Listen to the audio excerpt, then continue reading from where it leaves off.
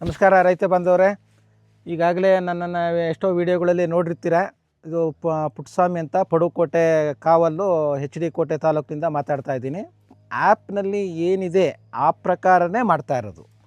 ಒಂದು ಹಳೆ ಮಡಕೆಯನ್ನು ಒಂದು ಕ್ಲೀನ್ ಮಾಡಿದಾಗ ಮಾಡ್ಕೋಬೇಕು. ಯಾಕೆಂದರೆ ನಮ್ಮಲ್ಲಿ ನಾನು ಅದು ಮಾಡಿದ್ರೆ ಹೇಗೆ ಇದು ಮಾಡಿದ್ರೆ ಹೇಗೆ ಅನ್ನೋದು ಬಂದೇ ಬರುತ್ತೆ.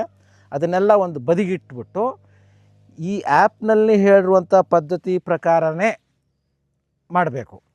ಇಲ್ಲಾಂದರೆ ಅದರ ಉಪಯೋಗ ಸ್ವಲ್ಪ ಕಮ್ಮಿ ಆಗುತ್ತೆ. ಈಗ ನಮಗೆ 12 kg 15 kg ಬರುವಂಥದ್ದು ಕಮ್ಮಿ ಆಗುತ್ತೆ. ಆದ್ದರಿಂದ ನಮ್ಮದು ಏನು ಇದೆಯೋ ಅದನ್ನೆಲ್ಲ ಹೊರಗಡೆ ತೆಗೆದಿಟ್ಟು ಆ್ಯಪ್ನಲ್ಲಿ ಹೇಳುವಂಥ ಸ್ಟೆಪ್ ಬೈ ಸ್ಟೆಪ್ಪು ನಿಮಗೆ ಎಂಥ ಒಂದು ಯಾರಿಗೂ ವಿದ್ಯಾಭ್ಯಾಸ ಇಲ್ಲದಿರೋರಿಗೂ ಸಹ ಒಂದು pin to pin step by step ಅದರಲ್ಲಿ ಆ್ಯಪ್ನಲ್ಲಿ ನೋಡಿ ಹೇಳಿದ್ದಾರೆ.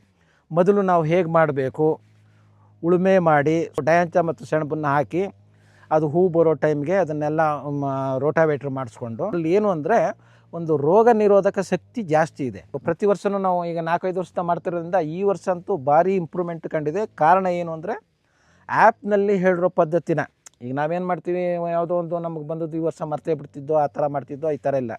ಸ್ಟೆಪ್ ಬೈ ಸ್ಟೆಪ್ಪು ಒಂದು ಎಂಥ ದಡ್ಡನಿಗೂ ಅರ್ಥ ಆಗುವಾಗೆ ಒಂದು ಆ್ಯಪ್ ಮಾಡಿದ್ದಾರೆ. ಹೈಟು ನೋಡಿ, ಗಿಡ ಮಾರ್ಚ್ 15ನೇ ತಾರೀಕು ನೆಟ್ಟಿರುವಂಥ ಗಿಡ ನೋಡಿ ಒಂದು ಇಂಪ್ರೂವ್ ಮಾಡ್ಕೊಂಡು ಮಾಡಿದ್ರೆ ನಮಗೆ ಸಕ್ಸಸ್ ಅಂತೂ ಗ್ಯಾರಂಟಿ.